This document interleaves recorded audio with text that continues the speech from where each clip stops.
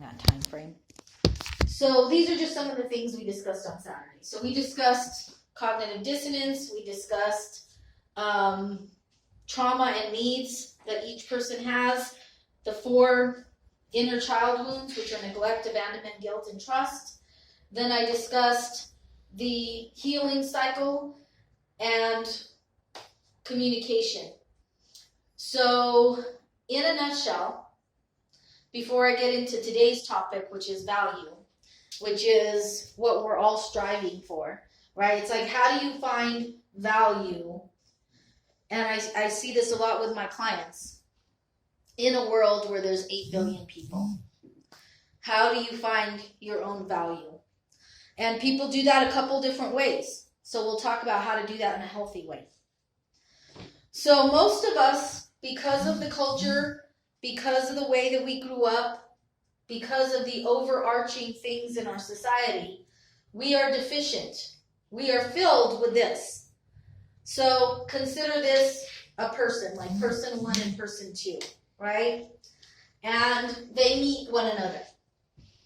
Both of them are going to have layers. So these are designed to be layers or look like layers. Trauma needs, trauma needs, trauma needs, trauma needs.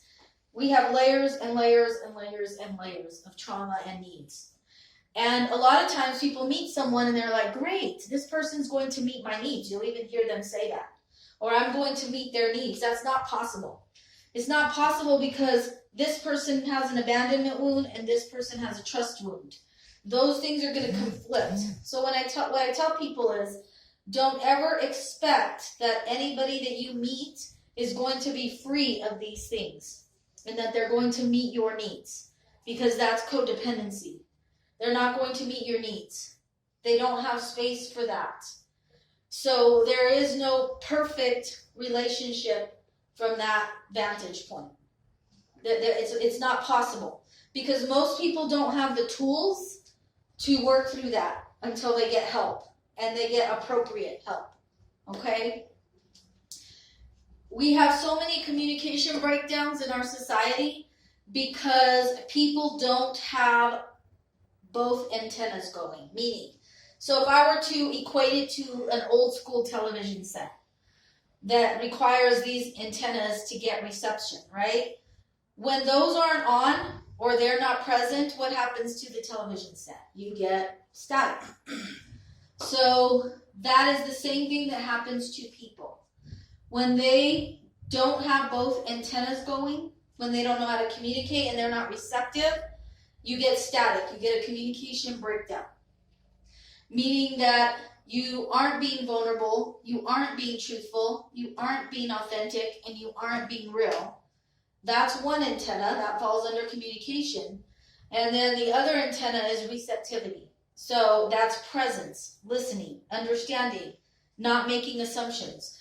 In our society, people take everything personally. The more trauma somebody has, the more offended they get by everything. They're offended. I think last week, did we talk about the Gatorade and the tea, the store going into a supermarket, right? Yeah, the Gatorade. Mm-hmm. That you don't get offended when somebody chooses Gatorade and you choose tea. That would be a high level of getting offended. But people do get offended by thoughts and ideas, even though it's the very same thing. It's perception. We don't want to honor other people's perception a lot of times, even though it's critical to honor other people's perception. Their perception of things does not have to match your perception of things. It's okay for it not to. In fact, people who know their own value, despite there being 8 billion people on the planet, they know their value. They're rare. A lot of people have to do work to get there because they weren't raised knowing their own value. They were raised by people who didn't know their own value. So how can they raise a child to know its own value? Most of us are in codependent families and relationships. Like on all those antennas, I'm sorry, I didn't mean to interrupt you. That's okay. How would you work on vulnerability? Like I could identify with a bunch of them, but I would say the biggest one for me would be vulnerability. So Yeah. that would be like to, I don't want to say put yourself out there, but I mean, I don't know if it would be trust issues, but like, I don't know, you're just scared to get hurt again, you know, so you put up this wall, and is that being, or that's not being vulnerable, right? That's not being vulnerable. Here's the issue with vulnerability. Vulnerability is awesome. But a lot of people who start and they try to be vulnerable, what happens is they go to somebody, right? Mhm. And they try to talk to them, and the antenna of receptivity is missing. So they try to be vulnerable and let that person know how they feel, and they're gaslighted. And then what increases? Shame. So then they shut down. So we have to teach everybody in the world to have both antennas on, because most people don't even have one on. Most people, they'll test it, they'll try to be a little vulnerable, they won't be met with receptivity, they'll get angry, or they'll shut down. And then that whole cycle starts all over again. And then say you shut down, it's like you build up even a bigger wall to Mhm. where you're not going to let, or you don't trust, you know, say another person, and it could be someone who's really cool, but you're like, this person I trusted and I was vulnerable to them, and they, you know, used it against me. So now this person that, you know, you think might be cooler, I don't know if that's the right word, but you have this giant wall up, and you're like, well, I'm not going to even let you in because I'm scared to get hurt even more, you know? Yeah, that's where you have to be so solid and know your own value that even if somebody gaslights you and they're not receptive, you won't fall into shame. Because shame is so prevalent. It's the overarching cloud across our world and in our culture, particularly in our culture. Shame is huge. And so this is where knowing your own value, having self-worth is important. So like narcissism, right? Narcissists don't want to equalize. So because people are so traumatized, they're trying to figure out their value. So a narcissist is like a balloon, right? It's like a balloon. And here you have this balloon. A narcissist wants to inflate their worth, right? Because they don't feel like they have it. So they try to inflate their, so imagine they're a balloon. They want to pop your balloon so that they can inflate their value. Even more. The true value, like if you truly value yourself, you don't need to inflate to know your value. You're trying to equalize. So you're not necessarily interested in popping someone else's balloon. You're just interested in raising your own value, which is done through finding your voice. So you have to find your voice, because stress, anxiety, and depression are all the same. So stress, the root cause, this is the root cause. And you can take medication if you want, but medication will not address the root cause. You have to address the root cause. And I'll tell you a couple stories. So stress, anxiety, and depression are caused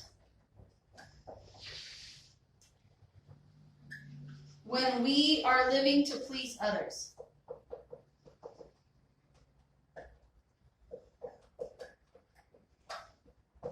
Which people do a lot. I would say that the bulk of my work is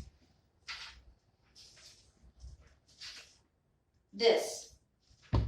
People placating and pleasing others as their trauma response. They don't voice what they really want. They don't voice what really matters to them. A lot of times they don't do that because they weren't raised that way. They were raised in authoritative homes, meaning that you weren't allowed to have a voice. You eat what's put in front of you. You don't get to have a preference. You are just there, basically. Which is a dichotomy. I was going to say you should be seen, not heard. Exactly. Yeah.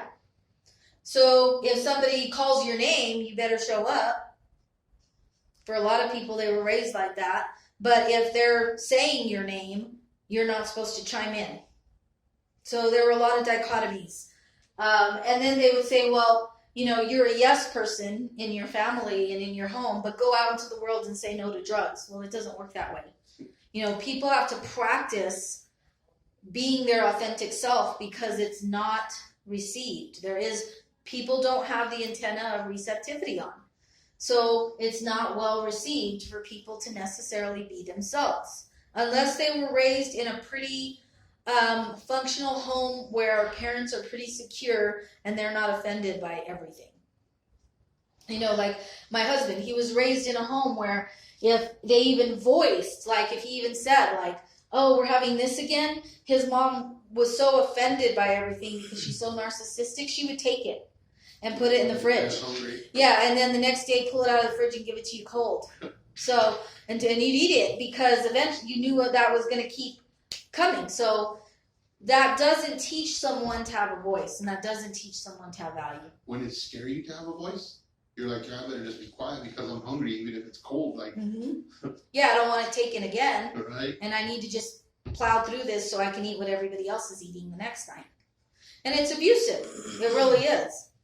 Because anytime you're not allowed to have a voice and there's a level of fear, that's emotional abuse. And all you're teaching them is how to placate and please others, but never to honor who they are. And that's a foreign concept. I've had to really work with him on that. Because in order to know your own value, you have to be able to express who you are. It's about equalizing in the world. All relationships should be equal. Whether there's 8 billion of us or 16 billion of us, everybody should have a voice. Everybody should be able to go into the supermarket of items and thoughts and ideas and pick out what they want, and it should be okay. So like everybody says, a relationship is 50-50. Don't you think it should be more like 100-100? Exactly. Yeah. Yeah, it shouldn't be 50-50. It should be 100-100. You should show up as 100% of who you are. And when you don't, it's codependent. So, for example, I work with people who are so fearful that they've given their power away and they've become dependent to the extent that other people exploit them. A lot of it has to do with people's financial independence. When they aren't financially independent, by default, they're at the mercy of another person or a government institution. And so I tell people that is the very first thing you have to do to rid yourself of codependency, is you have to become financially independent. You don't ever rely on another person. And that doesn't mean that you have an escape plan from your relationship. It means that you're wise and that you have the ability to support yourself effectively. Because if you don't, other people will tell you what to do. So for example, if I have a client that, let me think about things I worked with in the past. Let's say I have a client who their family runs a business, right? And they have power over that business. And this person chooses to get into the family business. And then the person who has power in that business says, well, if you don't do X, Y, Z, you're out of the business, right? So they have a dangling carrot over you. They have leverage over you. And so that causes people to be in bondage. So then they're like, okay, they'll come to counseling and they're like, well, I want to do X, Y, Z, but I can't because, my family, we have this business, and if I don't agree with them or I do something different, then they say I'm going to be kicked out of the business, and how am I going to support myself? So Jennifer, you tell me how to deal with that problem. And I say, well, for starters, you're in bondage. You're in a situation where someone has leverage over you. You're vulnerable. Now, should they do that? No, if they're mindful. But do people do that? Yes. So you're stuck between a rock and a hard place, and your options are to get out of bondage, which can be very difficult, or to submit. If you're submitting, you aren't holding to your own value if you're submitting. But it's easier said than done to be like, okay, well then just get out of the family business and go do something else. That way they don't dangle that carrot in front of you with that. What if that's all you've known all your life? And you know Yeah. how scary it is to go and do something new when you've Mm-hmm. done something for X amount of years that you know how to do, like with your eyes closed. You know what I mean? Yeah. It's Yeah. almost like going to a new school, Mm-hmm. you know, or, I mean, it's, Well, it is scary. That's why for eons now, people have done the same thing. Because the people who can dangle the carrot have the power, and they create dependency. So they set things up in such a way that people are dependent on them, and then they make the rules, whether it's in a family, in a school system, in a work environment, in our culture as a whole. And we end up submitting and giving our power away to those people, institutions, and things. And then people have this. This has reached an all-time high, stress, anxiety, and depression, because so many people have submitted. And they don't know their own value, and they don't believe in themselves. So if we're here on this planet to learn our own value and to love ourselves so that we can give 100% to something, that is a difficult task, but it's not impossible. So it's kind of like we're growing a spine, right? So if you're a person and your spine is like that, you can't stand up straight. You have so much fear and anxiety. I mean, I've worked with people that they can't, you know, their circumstances are, you know, like it'll be somebody who, you know, take the family business again. Like their sister-in-law took over the family business, running the office, and the brother and the other brother are you know, doing the work, and then one of the brothers wants to get into a relationship, and the sister-in-law wants to control everything and doesn't like her and says, well, if you stay in this relationship, you're not gonna, you know, those kinds of dynamics. And then we have a person so fearful, and what they often do is people please and placate, and then it blows up. Like they'll tell their family one thing, and they'll tell their girlfriend or wife another thing, and then they both feel betrayed. it's almost like you have two lives. Yeah, and it's all fear. It's all fear. It's not that they're a bad person. It's just that their intentions aren't bad. They're not lying to manipulate. They're lying to survive. Keep the peace. Yeah, and that's a different kind of lie. Not that it's great, because it's your relationships at a cost. And who is it at a cost to?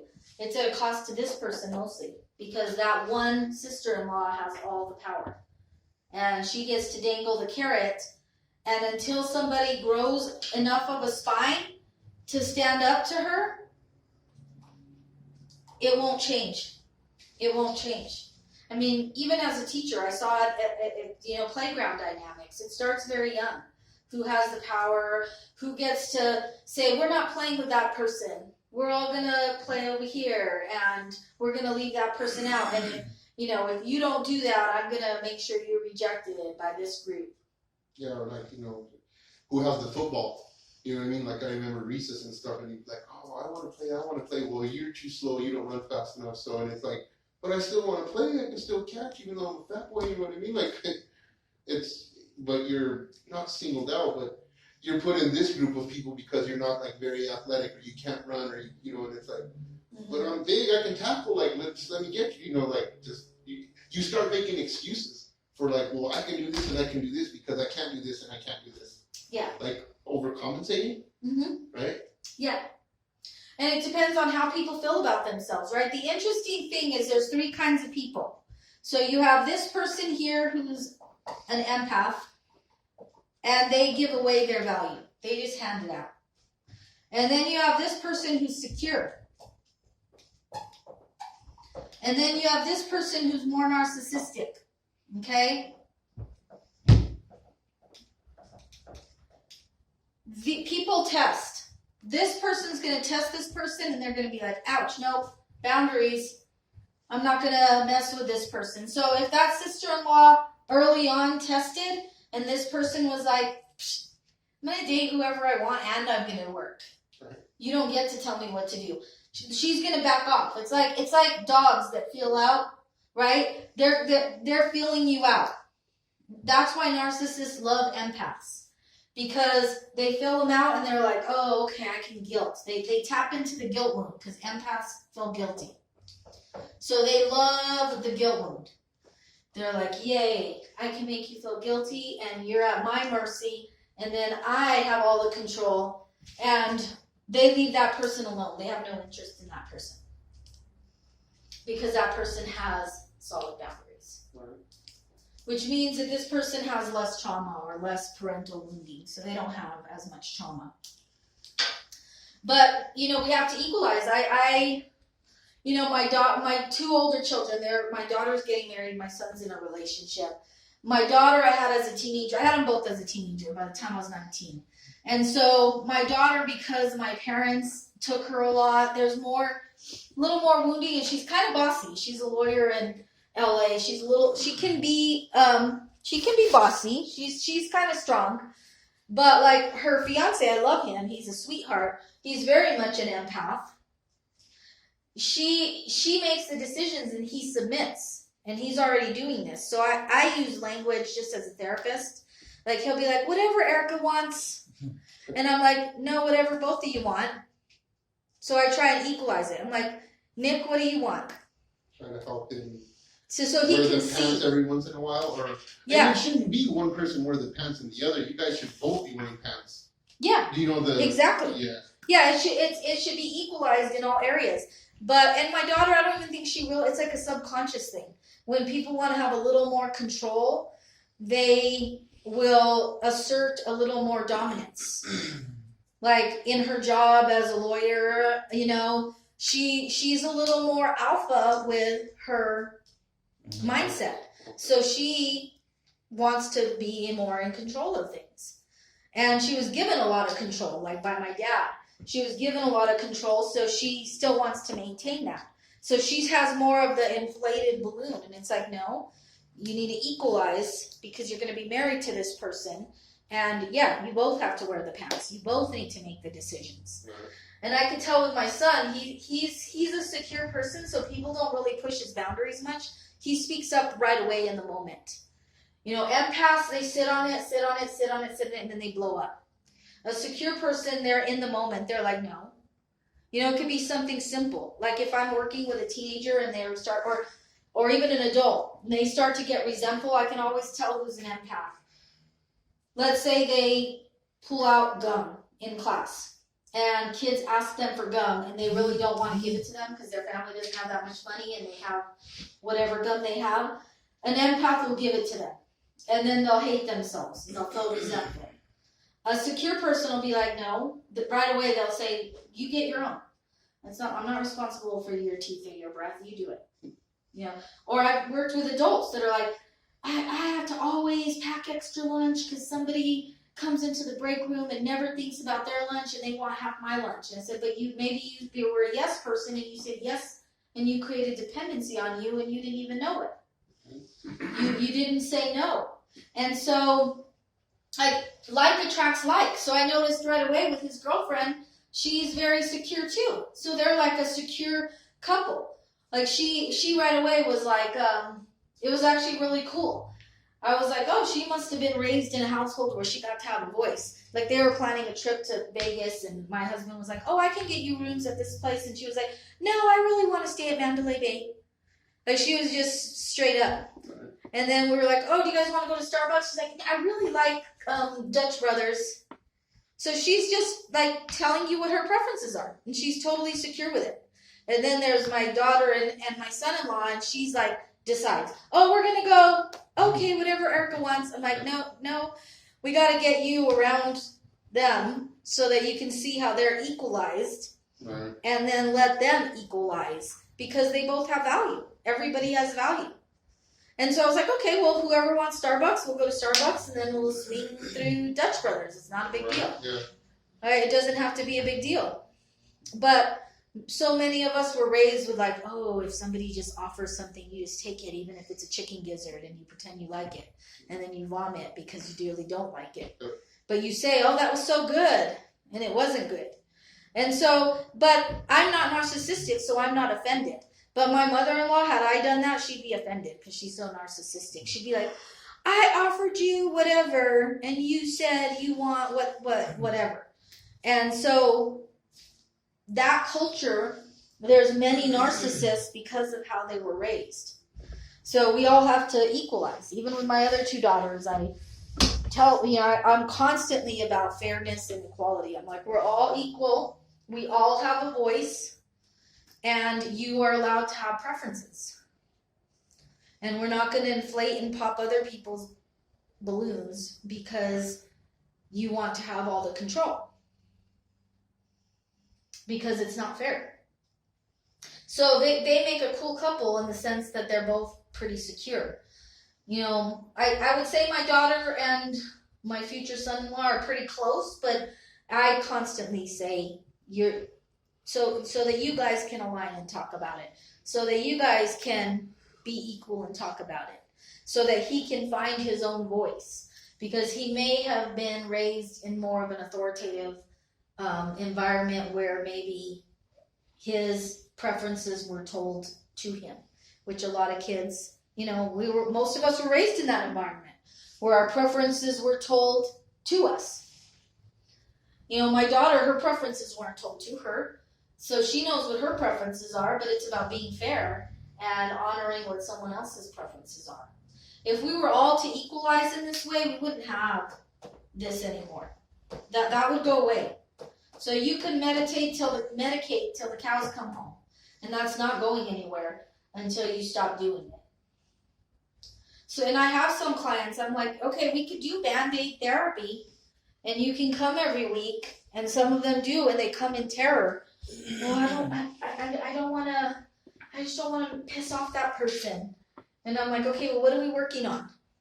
We're not going to get to the stress, anxiety, and depression until you can really untangle your spine and get really straight. Because, a lot of these things, we don't need to lean on somebody else. We just need to make sure we stand up straight. If your spine is like this, you have to lean on someone because you're going to fall over.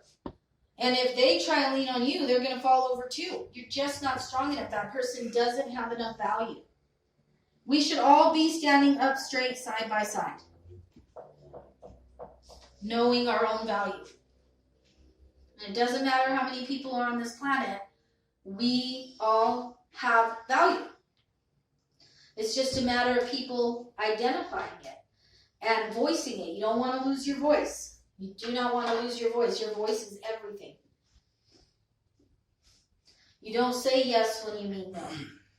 That's why things have gotten so distorted and people are like, well, I say there should be no such thing as inferences. What do you think I mean by that? There should be no such thing as an inference. No inferences. When I was a teacher, we did a whole unit when I taught 5th grade on inferences. Meaning that you read a passage and you say, what can I infer about this character? What can I decipher about this character? Because it's flat, right? It's one-dimensional. You're just reading something about the character. It has no depth in terms of it just being a description. So you have to infer what that character is about. But in life, you shouldn't have to infer anything. Communication should actually be that clear. But we walk around all day inferring things. Oh, is this person mad? Is this person going to be in a pissed off mood today and the energy's going to be all screwy at the office? Did I piss them off because I didn't give them gum? Did I say the wrong thing? It shouldn't be that way. Those are all inferences. Nobody should have to walk on eggshells. Inferences create environments where people walk on eggshells. And then they're like, I don't know if they're mad. Maybe they wanted my whole pack of gum. Well, even if they wanted your whole pack of gum, it doesn't mean that you have any obligation to give them your entire pack of gum. If they want gum, they can bring it because they're responsible for that. We have to create a world where everybody is responsible for themselves. And everybody is financially stable so that they're not dependent on other people. A lot of these family businesses, it's basically enmeshment. It's not to help somebody become the best version of themselves and stand on their own 2 feet. It's how can I create dependency so that you rely on me and I have the power. We should raise people to follow their own path.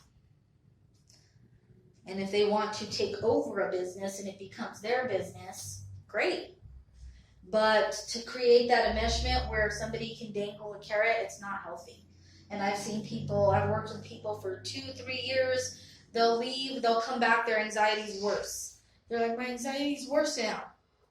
I'm like, yeah, because you didn't change the root cause of your stress, anxiety, and depression, which is giving your power over to somebody else. You know, when people say, I'm going to make my marriage work by submitting, you should never submit anything. The minute you submit, you just devalued yourself. Kind of giving your voice away. Yeah, you're giving your voice away. Oh, but I'm noble. I'm making my marriage work.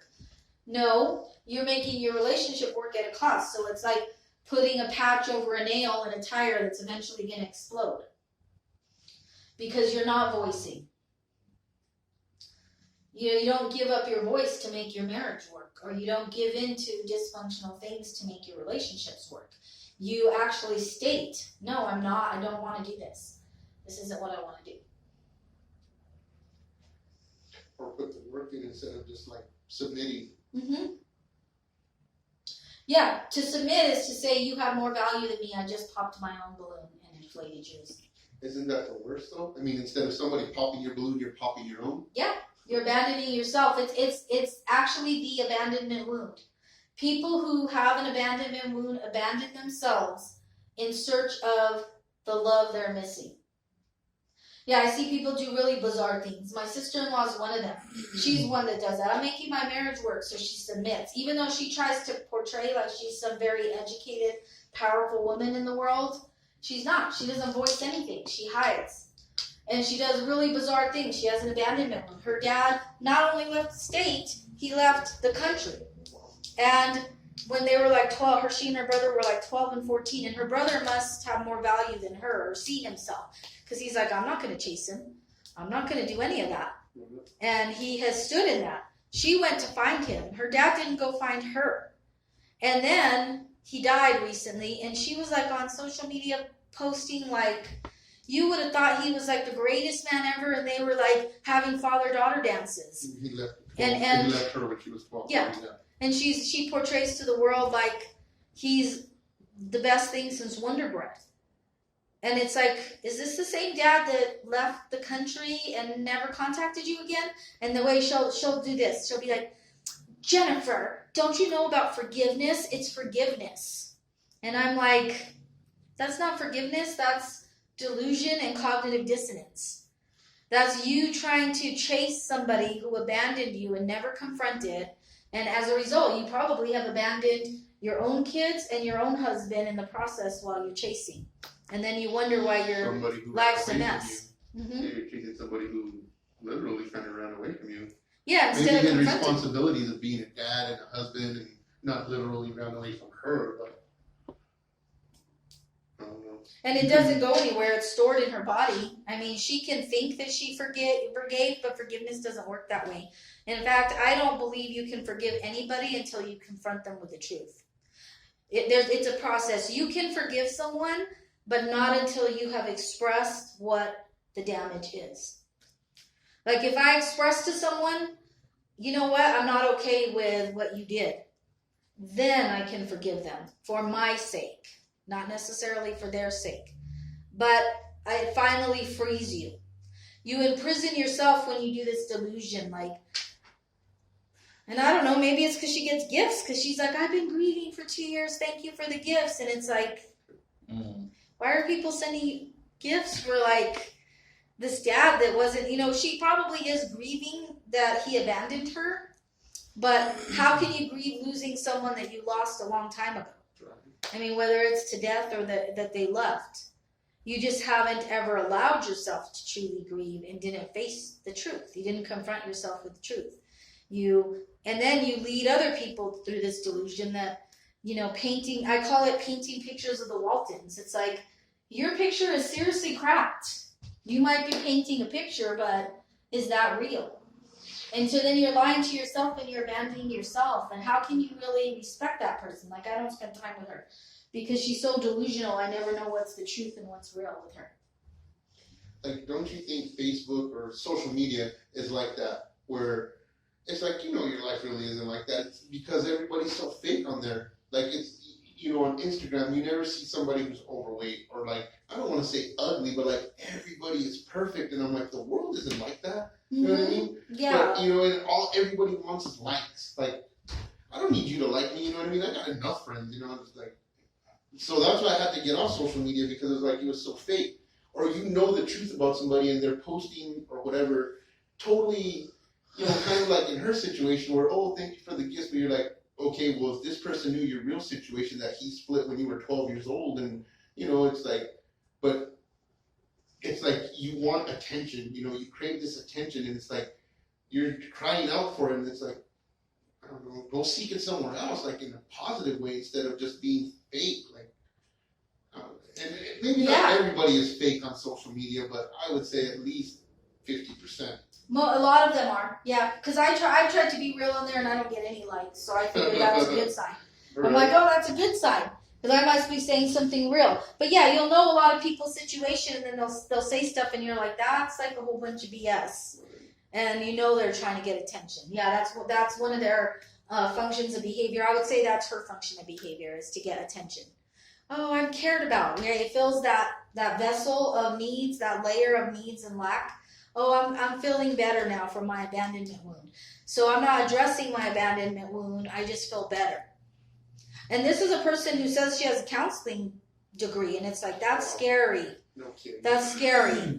And so, because she's counseling other people, it's like maybe she needs some counseling. she does some stuff in education, but I wouldn't encourage her to counsel people, because all she's going to teach them is to get sicker.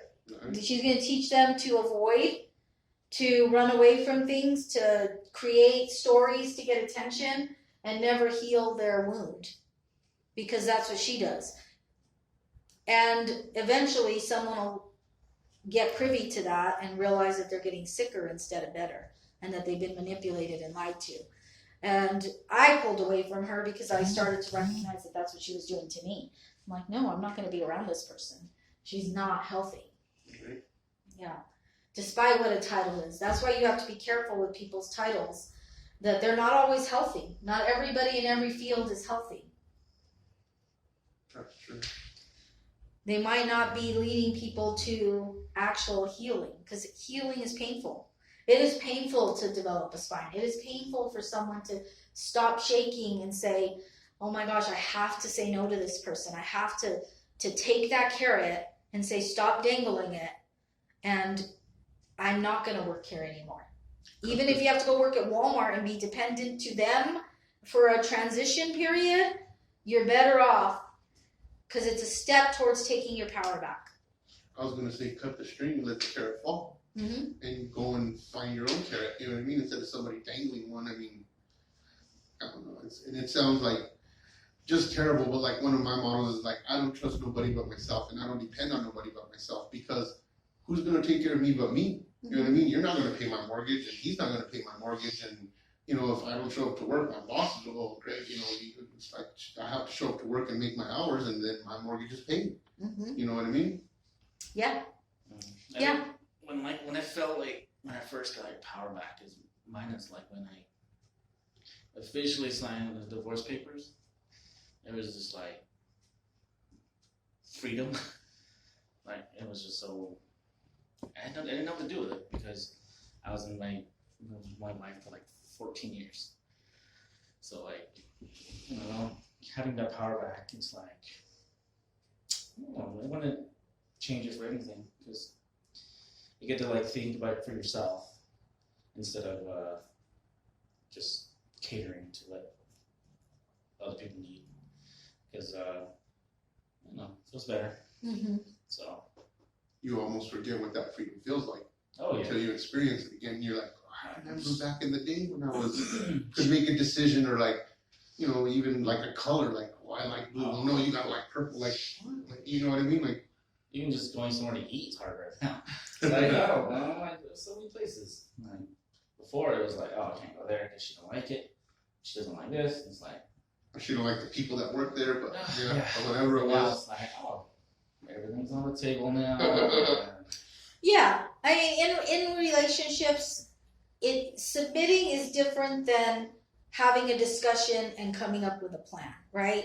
Like going out to eat. It's like, okay, I like this, you like this. We go out to eat twice a week. You pick this day, you pick this day, right?